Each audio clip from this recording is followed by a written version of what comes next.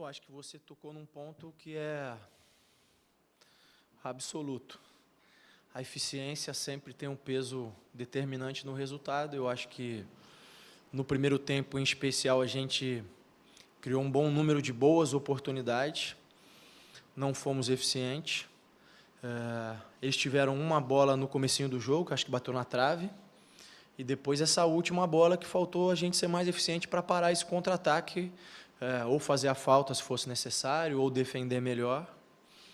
E no segundo tempo eles já vieram com uma postura de esperar muito mais, já abriram mão de sair jogando e fizeram um bloco mais baixo. A gente tentou encontrar soluções, mas eu acho que até por ser uma situação nova no campeonato para nós, de estar atrás, de ter que buscar o resultado, a gente ficou ansioso, começou a errar muitos passes, começou a tomar decisões não tão boas, e a gente conseguiu chegar próximo do gol, mas não conseguiu fazer bem o último passe. O Puma chegou bem à linha de fundo, a gente conseguiu colocar a bola dentro da área, conseguiu ter algumas chegadas próximos ao gol deles, mas faltou o último passe, faltou concluir melhor. Eu acho que não foi um jogo ruim em relação ao volume, ao que a gente criou. Os jogadores imprimiram uma intensidade altíssima do começo ao final, mas, sem dúvida nenhuma, é um resultado ruim. Então, faço essa separação entre a performance da equipe e o resultado. O resultado, sem dúvida nenhuma, é um resultado ruim. A performance, eu acho que tem muitos pontos positivos e tem outras questões que a gente tem que melhorar. Barbieri, boa noite. Cheguei no canal Futebolaço. O Vasco tem apresentado um pouco de dificuldade no momento de propor o jogo. O Vasco fez grandes jogos na temporada contra Flamengo, Fluminense, Atlético, Palmeiras, equipes que tinham mais tinha um jogo que criavam mais, o Vasco jogava um pouco mais na forma reativa. Queria que você tentasse explicar um pouco, que o teu time tem um pouco de dificuldade nesses jogos, que o Vasco tem que se impor um pouco contra o adversário. E o Peck era o jogador que mais construía, que mais estava conseguindo levar perigo ao time adversário e foi substituído. Queria saber se ele sentiu algo ou se foi uma opção sua mesmo. O que está faltando para o Vasco conseguir construir mais esse jogo por dentro? As melhores oportunidades do Vasco foram até em bolas longas. O Puma acertou 2 bons lançamentos, roubada em cima do zagueiro. Agora a bola saindo da zaga, meio campo, trabalhada até o ataque. Tem sido difícil. O Vasco está com muita dificuldade de criar no meio campo. Queria que você falasse um pouco para a gente, se você concorda, obviamente, falasse um pouco sobre o tema.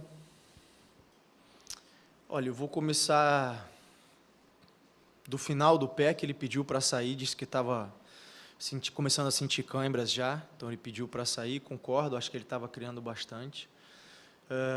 Sobre a análise da questão da criação, eu concordo em partes, eu acho que a gente tem sim que melhorar nesse quesito, mas aí eu vou lembrar vocês, o segundo gol nosso contra o Palmeiras, a bola começa na mão do Léo Jardim, e a gente faz a jogada até o final, terminar dentro da área, e o Peck faz o gol no rebote. Então, foi uma jogada que a gente criou desde o começo, desde trás. Eu acho, volto a dizer, acho que é um ponto que a gente tende a evoluir, e é um ponto mais sensível, mais delicado, demora mais tempo, depende de outras questões do que só organização, depende de criatividade, depende de outras coisas.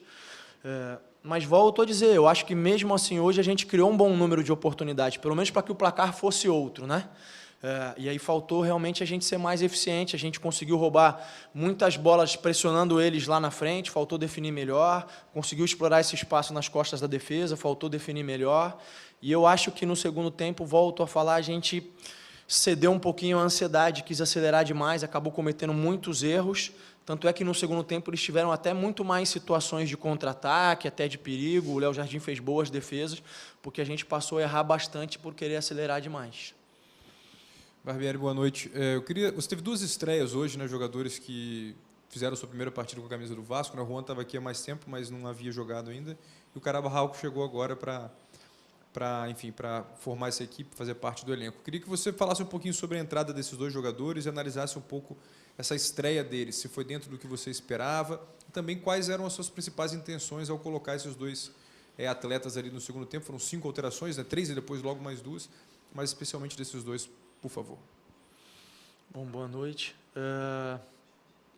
Primeiro, em relação ao Carabarral, é um jogador de mais criação, um jogador que pensa mais o jogo, um jogador que tem mais essa bola de pifar, e a gente não estava conseguindo criar muito no segundo tempo, essa foi a ideia.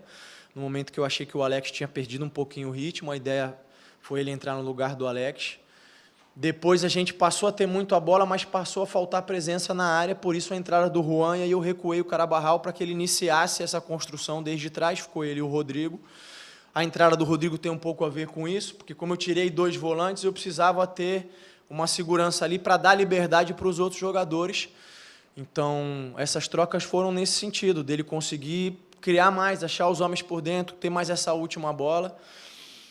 São jogadores que vinham treinando muito bem, não acho que eles conseguiram reproduzir no jogo aquilo que eles vinham apresentando nos treinamentos, mas volto a dizer, eles jogam dentro de um contexto, né? E foi um momento em que a equipe estava muito ansiosa, muito nervosa, eu acho que eles também acabaram entrando dentro desse contexto e não conseguiram render tudo aquilo que eles podem render.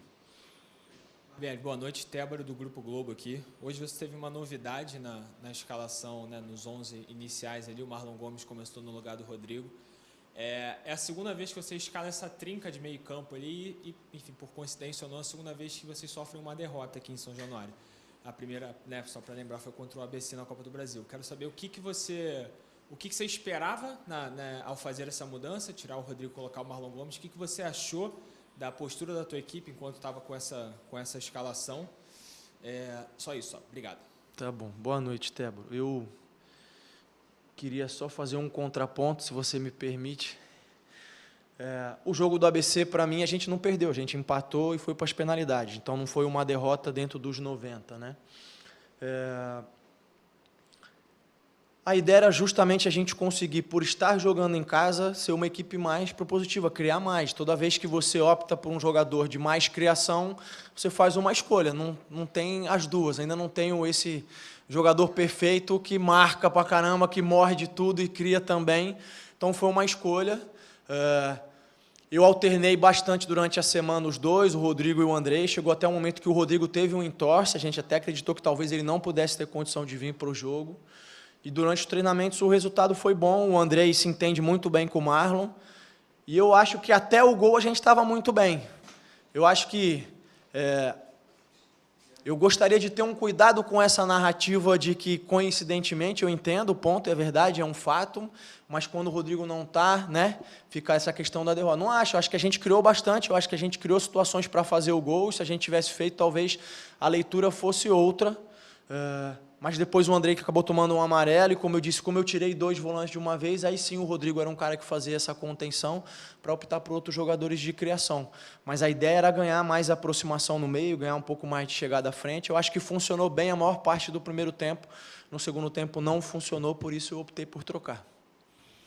Barbieri, João Silva do Lance. Fica muito claro que o Vasco já tem um goleiro definido, uma linha defensiva e um ataque, né? E, né, fazendo mais uma pergunta em relação ao meio-campo. Você optou pelo Marlon, né, tirando o Rodrigo, mas daqui a um tempo, não sei precisar quando será, mas Marlon e Andrei não estarão com o Vasco, né, por conta da convocação. Você consegue identificar nesse elenco, já jogou o Carabarral, talvez o Orelhano jogando por dentro, você já projeta alguma coisa em relação a esse meio campo, tendo em vista que você vai ter desfalques e parece que é um setor que você ainda não achou o ideal? Queria que você falasse um pouco sobre isso, as opções que você tem, ou até mesmo uma mudança de estrutura tática, se isso passa pela sua cabeça, em relação principalmente a esse setor de meio campo. Obrigado. Boa noite. Não, eu acho que sim, eu acho que a gente já atuou em diferentes estruturas, acho que coincidentemente, nos últimos 3 jogos, a gente enfrentou equipes que jogavam na mesma estrutura, ainda que mudasse os jogadores e as posições. Tanto o Atlético, quanto o Palmeiras, quanto o Bahia hoje jogavam com uma saída com 3, 2 por dentro, 5 na última linha. E a gente sempre fez ajustes em função disso. Eu estou ciente da saída do Andrei e do Marlon, saída não, né, dessa ausência para a seleção, e a gente tem as opções, o Rodrigo mesmo é uma opção, o Carabarral, como você citou, o Barros, que já entrou em outros momentos, mas eu acho que é muito longe eu pensar lá na frente nesse momento agora. O foco agora é no próximo jogo, é o Fluminense, é um clássico, é um jogo importante para a gente pontuar, para a gente tentar buscar esses pontos que a gente perdeu em casa. Então a ideia agora é estudar melhor o Fluminense e fazer as escolhas pensando nesse jogo.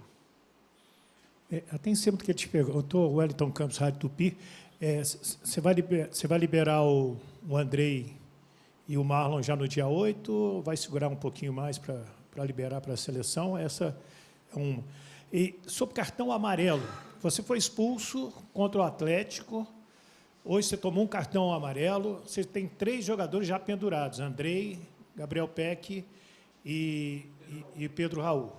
Está te preocupando essa situação de... primeiro a sua e também dessa quantidade de cartões que o time vem tomando?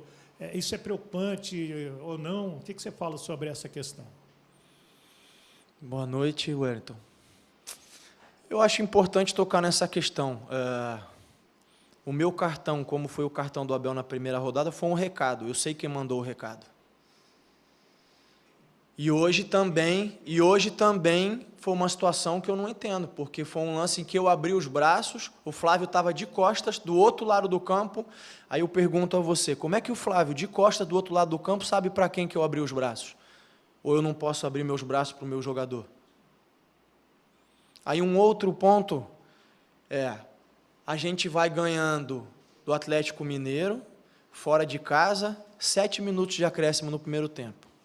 A gente vai ganhando do Palmeiras em casa, 7 minutos de acréscimo no primeiro tempo. A gente está perdendo em casa 3 minutos. Eu acho que foi o único jogo de todos que eu vi no campeonato que deram 3 minutos no primeiro tempo. Então, veja bem, eu consigo entender a atuação da arbitragem desde que exista critério. Se deram 7 e 7, no mínimo 5, por que 3 hoje? E aí, quando a gente questiona, a gente passa a ser o problema, e é isso que está incomodando. Está se criando uma narrativa de que o problema da arbitragem brasileira é o treinador. O resto não, eles não erram, eles não cometem equívocos, os critérios são sempre perfeitos, e o único problema da arbitragem é o treinador. Aí eu falo, ou abro o braço, amarelo. O treinador do lado abre o braço, não tem amarelo, então eu não consigo entender. O que eu vou fazer é ficar mais quieto ainda. Mas eles vão continuar errando, como eles erram sempre, eles vão continuar tendo uma falta de critério absoluta e ninguém vai falar nada. É só ver o jogo de ontem, Flamengo e Botafogo, as expulsões.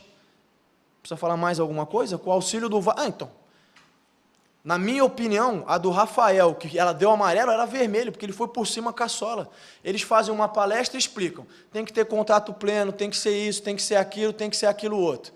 Aí eles não aplicam. A do Rafael já era vermelho direto. O que falar da do Thiago Maia? Mas alguém falou? Não, o problema é o treinador que abre o braço do lado do campo.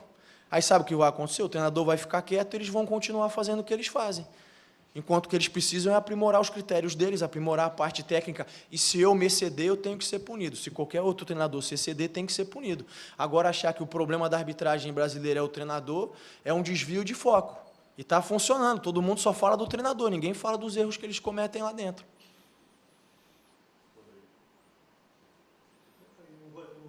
Sobre o Andrei e o Marlon, você já tem a data de liberação deles? Bom, a ideia é que eu possa usar eles até a viagem. Eu preciso deles, são jogadores importantes. É importante explicar que o clube não é liberado, não é obrigado a ceder os jogadores para a seleção, mas a gente entende que é importante para os jogadores e para a seleção. Então a gente só precisa de uma compreensão, um equilíbrio das coisas, né? Só isso. Boa noite, Barbieri. Tudo bem? Sidão Marinho, do Litoral News. O Campeonato Brasileiro desse ano ele é muito equilibrado, né? São grandes equipes, tem muita equipe com SAF, é o caso do Vasco, é o caso do Bahia também. Queria que você fizesse uma análise dessas 3 primeiras partidas do Vasco. Vitória, empate e hoje a derrota para a sequência dessa competição. De que maneira você enxerga a sua equipe, pontos positivos, pontos negativos? E, se me permite, você falou que alguém mandou o recado. Quem seria essa pessoa na questão do amarelo e do vermelho? Boa noite. Eu não vou mais falar sobre a arbitragem, acho que já falei tudo o que eu tinha que falar. Em relação ao desempenho da equipe, a avaliação nesses 3 jogos, eu acho que está dentro daquilo que a gente conversou com vocês até antes de iniciar o campeonato. Que a ideia era que, num primeiro momento, a gente fosse uma equipe extremamente competitiva, né?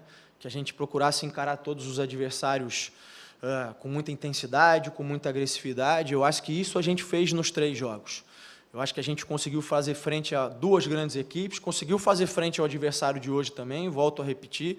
Eu acho que pelo que a gente produziu, pelo que a gente entregou de performance, a gente merecia outro resultado, mas a gente sabe que o mérito muitas vezes não aparece no futebol. e que é uma caminhada difícil, como você citou, um campeonato muito difícil, um campeonato muito equilibrado, muito parelho. A gente tem que agora ter a cabeça fria, analisar os pontos em que a gente efetivamente deixou a desejar no jogo de hoje, valorizar os pontos positivos, tentar reforçá-los ainda mais, e ir para o Clássico fazendo o que a gente se propôs nesses 3 jogos, ser competitivo, jogar contra o adversário de igual para igual, tentar buscar o resultado. Boa noite, Barbieri. Thiago, da Band. Se você me permite, você fala muito sobre performance, sobre o Vasco ter jogado bem e talvez não ter conseguido o resultado. E não foi a primeira vez. Contra o próprio Fluminense, que é o próximo adversário do Vasco, o Vasco fez um jogo muito bom. O Vasco atacou o jogo inteiro, teve muitas chances de sair com aquele resultado e acabou sofrendo 2 gols já no segundo tempo. O segundo do Cano, temos pouco até o que falar. Só que o Vasco foi uma das poucas equipes dessa temporada que conseguiu neutralizar aquele Fluminense de certa forma, de conseguir criar. O que esperar para esse jogo do final de semana? Porque, querendo ou não, é o próximo objetivo do Vasco. Bom, boa noite. Eu acho que é esperar um grande jogo. A gente vai tentar novamente neutralizá-los. Acho que é uma equipe vem de um último resultado ruim agora contra o Fortaleza. Eu sei que joga amanhã, né, um jogo importante contra o River. Mas até esse último resultado aí talvez fosse uma das melhores ou a melhor equipe em atividade no Brasil. A gente sabe que é um jogo muito complicado, um jogo difícil. Eles têm uma maneira particular de atuar, uma maneira quase singular, vamos dizer assim. Mas a ideia, de novo, é que a gente possa estudar e tentar neutralizá-los e fazer o nosso jogo, tentar se impor também. A gente vai jogar desde o início buscando a vitória e jogando para cima deles. Tudo bem, Barbieri. Aline Nastari, TNT Esportes. 2 questões parecidas com alguns pontos que você já falou. Primeiro, sobre esses 3 resultados até aqui, o fato de vocês terem vencido o Atlético Mineiro fora e ter empatado com o Palmeiras, acho que pesou um pouco num sentido de sensação. E quando a gente ouve você falar desse jogo, você diz, a gente pegou um formato de equipe que a gente não tinha ainda experimentado, né? Um tipo de jogo mais reativo, de uma forma que para a gente foi um pouco de surpresa. E aí eu queria que você fizesse a sua análise dentro desse sentido, assim, de... Quem é o Vasco, assim, nesse momento, nessa competição, na sua análise? Que é um time que consegue fazer frente a um Atlético Mineiro, a empatar com o Palmeiras em casa, mas ainda tem muitos pontos a acertar, a transição de equipe na sua cabeça, né? Do tempo que você teve para treinar. Queria que você tentasse explicar um pouquinho isso para a gente, de prospecção da temporada, mesmo no campeonato, dadas essas 3 rodadas até aqui, e em relação à arbitragem também. Eu sei que você não quer falar muito de arbitragem, mas, no aspecto geral, eu queria mais a sua opinião sobre essa decisão. Acho que você deixou um pouco claro sobre mudança de panorama, mas sobre essa decisão da arbitragem de ser mais rigorosa esse ano, e já queria mostrar isso logo nas primeiras rodadas. Acho que você, como treinador, tem o seu ponto, né, que você falou agora há pouco, mas até que ponto não é também necessário? Qual o equilíbrio que você visa que deveria ser o ideal? São muitas perguntas. Eu vou tentar... Não, sim, desculpa, é que vou tentar... Primeiro sobre o Vasco, né? Existiram outros momentos na temporada em que a gente pegou equipes num bloco mais baixo, a gente construiu e fez o resultado. A maioria delas foi no campeonato estadual contra equipes de um nível diferente desse que a gente está enfrentando, mas a gente enfrentou equipes mais reativas e num bloco baixo em outros momentos e a gente conseguiu boas performances e bons resultados. Eu acho que o Vasco, nesse momento, está procurando a sabedoria de entender qual é a roupa que vai vestir em função do adversário, em função do jogo que vai enfrentar. E eu acho que a gente tem feito isso na maior parte do tempo bem. Em alguns jogos que a gente sabe que precisa ter uma postura mais cautelosa, fechar mais espaços em função da qualidade das dinâmicas do adversário, a gente tem adotado essa postura.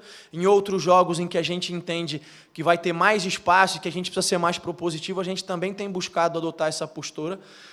Não existe uma única forma de vencer, nem uma única forma de atuar, e a gente está tentando construir variações importantes, porque o campeonato vai exigir isso, a gente tem feito isso ao longo do tempo. Em relação à arbitragem, eu não vejo nenhum problema deles serem mais rigorosos, eu só acredito que eles precisam ser criteriosos, seguirem o mesmo critério. E é isso que me incomoda. No primeiro jogo, quem me expulsou foi o 4º árbitro, e hoje quem me deu o amarelo foi o 4º árbitro. Então, se eu não estou incomodando o árbitro, por que precisa desse tipo de atuação? Né? É isso que eu não entendo. Acho que precisa ter um equilíbrio aí, que eu não tenho visto uma clareza de critério. Não tenho nenhum problema. Se o critério é esse, ótimo, perfeito, eu estou de acordo, vou seguir, vou procurar me controlar. Agora, volto a dizer, me preocupa se criar essa narrativa de que o único problema da arbitragem brasileira é esse, quando fica evidente em todos os jogos que não é.